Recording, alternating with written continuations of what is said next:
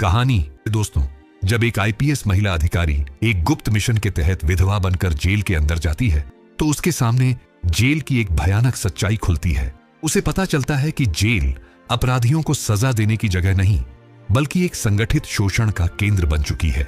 वहां का जेलर विक्रम सिंह राजपूत रात के अंधेरे में महिला कैदियों को अपने कमरे में बुलाता है और उनका शारीरिक शोषण करता है। कोई भी महिला कैदी उसके हाथों से बच नहीं पाती। सभी को मजबूरी में अपनी इज्जत कुर्बान करनी पड़ती है। जब आईपीएस अधिकारी भी कैदी बनकर वहां पहुंचती है तो उसके साथ भी वही सब होता है जो बाकी कैदियों के साथ होता आया है। इसके बाद जो हुआ वह पूरे जेल के सिस्टम को हिला देने वाला था। आखिरकार आईपीएस अधिकारी ने क्या किया, जानने के लिए वीडियो को अंत तक जरूर देखें। आपको बहुत कुछ सीखने को मिलेगा। इसीलिए दोस्तों, वीडियो को आधा अधूरा न छोड़ें, क्योंकि आधा ज्ञान हमेशा नाकाफी होता है। तो चलिए दोस्तों, वीडियो शुरू करते हैं। दोस्तों, रात के करीब 10 बजे थे। जयपुर की खामोशी उस वक्त और गहरी हो गई थी जब शहर की एक शानदार सरकारी कोठी के अंदर आईपीएस अधिकारी रंजना वर्मा देर रात तक अपनी टेबल पर झुकी बैठी थी। सामने बिखरी फाइलें, कंप्यूटर स्क्रीन की नीली रोशनी और कमरे में फैली खामोशी सब कुछ बता रही थी कि यह कोई साधारण रात नहीं थी। उनकी नजरें टेबल पर रखी एक भारी फाइल पर बार बार टिक रही थीं, जैसे वह फाइल उन्हें पुकार रही हो। उस पर लिखा था गुप्त महिला जेल प्रशासन रिपोर्ट। रंजना ने गहरी सांस ली, जैसे वह खुद को अंदर से मजबूत कर रही हो, और फाइल खोली। पहला ही पेज उनके दिल और दिमाग में हलचल मचाने वाला था। विक्रम सिंह राजपूत पर महिला कैदियों के साथ यौन शोषण, बेरहमी से मारपीट और मानसिक शोषण के आरोप हैं। नीचे एक गुमनाम स्रोत से भेजी गई धुंधली तस्वीरें और एक ऑडियो क्लिप की लिखित प्रति जुड़ी हुई थी। रंजना का दिल दुखी हो गया। यह सिर्फ एक काल्पनिक काम नहीं था, बल्कि एक इंसान की पुकार थी। महिलाओं की आह और सिसकियां थीं जो सालों से दीवारों में दबी हुई थीं। सरकारी जांच में समय लगेगा, उन्होंने खुद से कहा, लेकिन इन महिलाओं की आहें अब और इंतजार नहीं कर सकती। उसी रात रंजना ने एक साहसी फैसला किया। वह खुद जेल के अंदर जाएंगी, लेकिन अपनी असली पहचान के साथ नहीं। वह बनेंगी सारंगा पांडे, एक 35 साल की विधवा जिस पर अपने शराबी पति के कत्ल का झूठा इल्जाम है। जेल में प्रवेश की अनुमति के लिए सभी जरूरी दस्तावेज और मेडिकल रिपोर्ट सब कुछ असली दिखाया गया। इस मिशन की जानकारी सिर्फ 4 अधिकारियों तक सीमित रखी गई। 3 दिन बाद एक पुलिस गाड़ी अमरपुर महिला जेल के भारी दरवाजे के अंदर दाखिल हुई। गाड़ी से उतरी एक मुरझाई हुई सी महिला, बिल्कुल साधारण सी, बिखरे बाल, आंखों में थकान और कलाई में टूटी हुई चूड़ियां। वह और कोई नहीं, आईपीएस अधिकारी रंजना वर्मा ही थीं, जो अब सारंगा पांडे के रूप में जेल के अंदर थीं। जेल की पहली रात ही उनकी आत्मा टूट गई। कोठरी में सीलन थी। रात का खाना सड़ी हुई दाल और सूखी रोटी था, और ऊपर से गालियों की बौछार करने वाली महिला पहरेदार की आवाजें। हर कोठरी एक दुख भरी कहानी सुना रही थी, मगर रंजना ने हर कष्ट को झेला। यह कोई साधारण मिशन नहीं था, यह एक जंग थी, एक महिला बनकर दूसरी महिलाओं की आवाज बनने की। अगले दिन एक महिला धीरे से पास आकर बैठ गई। बहन, अभी आई हो क्या? ज्यादा मत बोलो, विक्रम की नजर पड़ गई तो खत्म हो जाओगी। वह थी मीनाक्षी राव, जिसे बिना किसी सुनवाई के 4 साल से जेल में बंद रखा गया था। क्यों? रंजना ने मासूमियत से पूछा। मीनाक्षी की आंखें भर आईं। रात में बुलाता है, जो मना करे उसे मारता है, खाना बंद कर देता है या कुछ मिला देता है। रंजना का दिल फटने को हुआ, लेकिन चेहरा शांत बनाए रखा। वह जान चुकी थी ये लड़ाई आसान नहीं, लेकिन अब वह पीछे नहीं हटने वाली थी। उन्होंने कोठरी की दीवार में एक छोटा कैमरा छिपाया था, जो हर हरकत रिकॉर्ड कर रहा था। उनकी असली वर्दी और मोबाइल बाहर ड्राइवर संजीव कुमार के पास थे। तीसरी रात विक्रम सिंह राजपूत सामने आया। लंबा भारी शरीर, आंखों में भयानक हवस और चेहरे पर सत्ता का जंगली घमंड। नई हो? उसने मुस्कुराते हुए पूछा। रंजना ने सिर झुका लिया। सारंगा, बस इतना ही कहा। उसने रंजना की ठुड्डी पकड़कर चेहरा ऊपर किया। अच्छा है, नई हवा आएगी इस जेल में। रंजना का शरीर कांप उठा, लेकिन उनकी आंखों के पीछे एक ठंडी आग जल रही थी। उन्होंने कैमरे की रिकॉर्डिंग चेक की, सब सही चल रहा था, लेकिन उन्हें नींद नहीं आई। कोठरी की दरारों से आती सिसकियां उनकी आत्मा को बेचैन कर रही थीं। उन्होंने खुद से वादा किया, अब कोई इस तरह दबेगा नहीं। अंत शुरू हो चुका है। चौथे दिन देर रात 2 पहरेदार आए। 110 नंबर, बाहर चलो, साहब ने बुलाया है। 110 नंबर यानी सारंगा। रंजना को जेल के उस हिस्से में ले जाया गया जिसे खास बैरक कहते थे, जहां आम कैदी नहीं जा सकते। विक्रम सिंह का आलीशान ऑफिस, दीवारों पर तस्वीरें, शराब की बोतलें और एक कोने में महंगे सोफे। आओ नई रानी, विक्रम ने कुर्सी पर बैठे बैठे कहा। अब तेरा नाम वही होगा जो मैं चाहूं। रंजना की नजरें झुकी रहीं, लेकिन उनकी चूड़ी में छिपा कैमरा सब कुछ रिकॉर्ड कर रहा था। जब विक्रम ने उनका पल्लू खींचना चाहा, रंजना ने घबराकर खुद को पीछे खींच लिया। डरती हो? उसने हंसकर पूछा। जी, रंजना ने कांपती आवाज में कहा। यहां डरने की नहीं, आदत डालने की जरूरत है, विक्रम बोला और बेल दबाई। एक महिला पहरेदार आई। इसे वापस बैरक में रखो, मेरी नजर के नीचे। नई कोठरी थोड़ी साफ थी, लेकिन वहां की दीवारें भी निगरानी में थीं। रात के 2 बजे दरवाजा फिर खुला। मीनाक्षी चुपचाप अंदर आई। सारंगा बहन, यहां संभल कर रहो, वह कभी भी आ सकता है। कई औरतें यहीं से टूट चुकी हैं। रंजना की आंखें भर आईं, लेकिन आवाज में दृढ़ता थी। अब तुम्हारी आवाज सिर्फ दीवारों से नहीं टकराएगी मीनाक्षी, मैं वादा करती हूं। अगली 2 रातें रोंगटे खड़े कर देने वाली थीं। विक्रम सिंह ने मीठी बातों से लेकर धमकी तक सब कुछ आजमाया।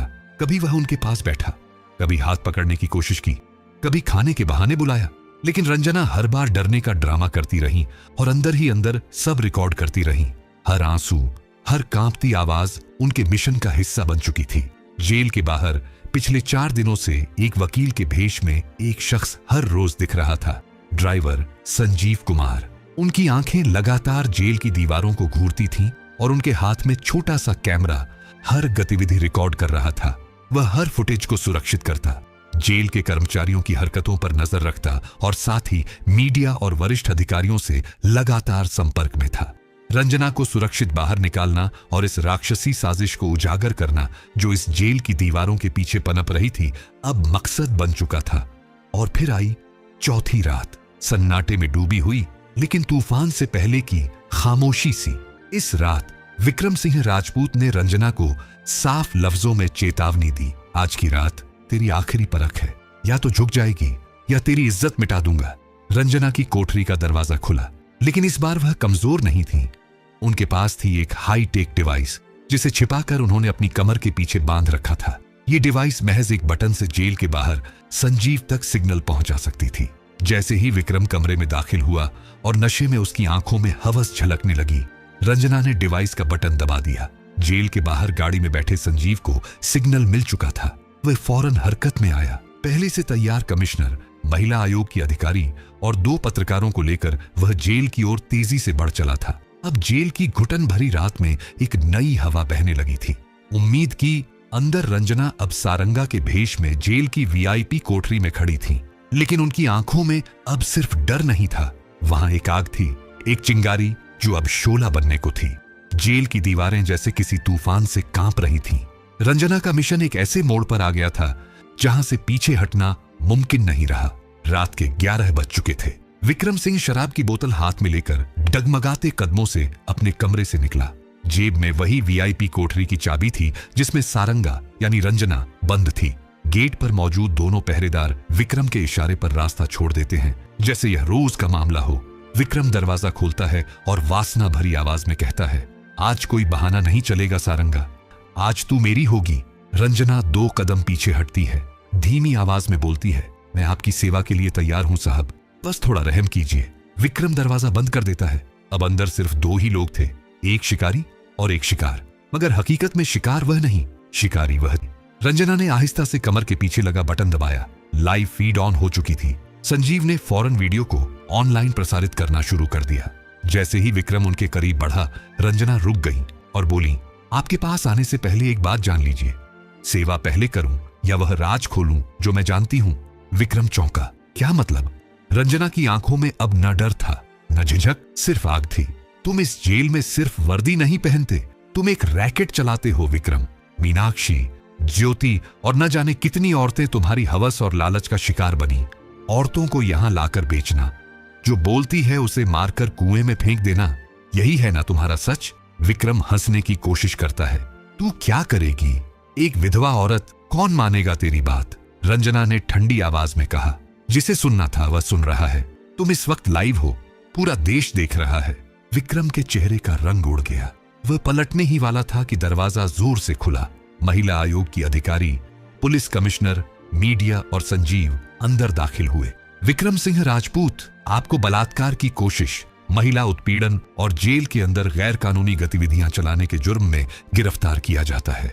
विक्रम भागने की कोशिश करता है, लेकिन चारों तरफ से हथकड़ियों से लैस पुलिस उसे घेर लेती है। वही पहरेदार जो कल तक उसके इशारे पर चलते थे, आज सिर झुकाए खड़े थे। रंजना अब अपनी असली पहचान में सामने आई। आईपीएस अधिकारी रंजना वर्मा। उन्होंने एक आखिरी नजर कोठरी पर डाली और दिल में कहा, यह सिर्फ एक जेलर की गिरफ्तारी नहीं, इस सिस्टम की हार है जो सालों से औरतों की चीखें दबाता आया है। अब हर कोठरी में डर नहीं, सच गूंजेगा। जेल में भूचाल आ चुका था। सीबीसी रिकॉर्ड्स, गायब महिलाओं की फाइलें, जाली रजिस्टर और नशीली चीजें बरामद होने लगीं। तभी एक गुप्त डायरी मिली जिसने सब कुछ बदल दिया। उस डायरी में साफ लिखा था, मास्टर के हुक्म पर मीनाक्षी को शिफ्ट किया गया। सारंगा नाम की नई औरत वीआईपी कोठरी में है। मास्टर ने कहा है, इसे भी तोड़ दो, बाकी औरतों की तरह। रंजना की आंखें सख्त हो गईं। अब वह सिर्फ एक पुलिस अधिकारी नहीं, हर उस औरत की आवाज थी जो अब तक घुटकर रह गई थी। अगले ही दिन महिला आयोग और विशेष अपराध शाखा की गुप्त मीटिंग हुई। वहां एक नाम सामने आया, भूपेंद्र चौहान, 3 बार का विधायक, एक सम्मानित नेता, वही असली मास्टरमाइंड जो पर्दे के पीछे बैठकर सब कुछ चलाता था। सीधे उस पर हाथ डालना खतरनाक था। रंजना ने नया प्लान बनाया। अब पूरा स्पेशल टास्क फोर्स एसटीएफ उनके साथ था। तभी उन्हें एक फोन कॉल आती है। दूसरी तरफ एक कांपती आवाज, मैडम, मेरा नाम ज्योति है, मैं उसी रैकेट की शिकार हूं। मुझे पता है मास्टर यानी भूपेंद्र चौहान कहां है, लेकिन मेरी जान खतरे में है। रंजना फौरन भेष बदलकर बिना सरकारी गाड़ियों के ज्योति से मिलने निकली। ज्योति उन्हें राजगढ़ फार्म हाउस पर ले गई, जो बाहर से साधारण दिखता था मगर अंदर जुल्म का किला था। यही वह जगह थी जहां भूपेंद्र अपनी खास पार्टियां रखता था और बेगुनाह लड़कियों को नीलाम किया जाता था। भूपेंद्र को भी शक हो चुका था, यह रंजना अगर बच गई तो सब कुछ बर्बाद कर देगी, इसे मार दो। रंजना अब एक ऐसे मिशन में दाखिल हो चुकी थी जहां जान, वर्दी, सब कुछ दांव पर था। मगर आंखों में क्रांति की आग थी। एसटीएफ की मीटिंग के दौरान एक पार्सल आता है, अंदर जली हुई साड़ी और धमकी भरा खत, जिस आग तूने जलाई है वही तुझे राख कर देगी। अब अगला नंबर तेरा है। रंजना ने खामोशी से खत रखा और कहा, ऑपरेशन जारी रहेगा, चाहे स्ट्रेचर पर क्यों ना जाना पड़े। उसी रात उन्हें खबर मिली, राजगढ़ फार्म हाउस में पार्टी है, जेल की 5 लड़कियां नीलाम होने वाली हैं। ऑपरेशन काली रात का ऐलान हुआ। रात 9 बजे रंजना टीम के साथ निकली, मगर रास्ते में एक ट्रक उनकी गाड़ी से टकरा गया। संजीव मौके पर शहीद हो गया, रंजना जख्मी। यह हादसा नहीं, साजिश थी। अस्पताल में होश आते ही उन्होंने कहा, मेरे साथियों को बुलाओ, ऑपरेशन रुकेगा नहीं। पट्टियों में लिपट्टी, दर्द से चूर मगर आंखों में फौलादी इरादा लिए रंजना दोबारा मिशन पर निकली। एसटीएफ ने राजगढ़ फार्म हाउस को चारों तरफ से घेर लिया। रात के 12 बजे जैसे ही इशारा मिला, दरवाजे तोड़े गए। गोलियां, चीखें, भगदड़। भूपेंद्र पीछे से भागने लगा मगर गिरफ्तार हो गया। 5 लड़कियां बचा ली गईं, जिनमें मीनाक्षी भी थी, जिसे मृत घोषित किया गया था। अजमेर की अदालत में रंजना ने कहा, भूपेंद्र जैसे दरिंदों को हमने नेता बना दिया, यही हमारी सबसे बड़ी भूल थी। उन्होंने जेलों को शोषण गृह बना दिया। मैं न्यायालय से विनती करती हूं कि उन्हें सिर्फ कानून से नहीं, इंसानियत से सजा दी जाए। सभी सबूतों और गवाहों के आधार पर भूपेंद्र को उम्र कैद की सजा सुनाई गई। गृह मंत्रालय ने रंजना को शौर्य पदक से नवाजा, मगर वह किसी स्टेज पर न गई। सीधा पुनर्वास कैंप पहुंची, जहां ज्योति, मीनाक्षी और बाकी लड़कियां थीं। उन्होंने रंजना को गले लगा लिया। मैम, आपने हमें इंसान होने का एहसास दिलाया। रंजना की आंखों में आंसू आ गए। अब तुम सिर्फ बची हुई जिंदगी नहीं, नई जिंदगी जियोगी। कुछ महीनों बाद उन्हें राष्ट्रीय महिला सुरक्षा आयोग का अधीक्षक बनने की पेशकश मिली, मगर उन्होंने इनकार कर दिया। मेरा मैदान वही है जहां जुल्म है, जहां इंसाफ की जरूरत है। एक रिपोर्टर ने आखिरी सवाल किया, मैम, आपको डर नहीं लगता इतने ताकतवर दुश्मनों से? रंजना मुस्कुराई। जब एक औरत विधवा होकर जेल जा सकती है तो कोई भी औरत सिस्टम बदल सकती है।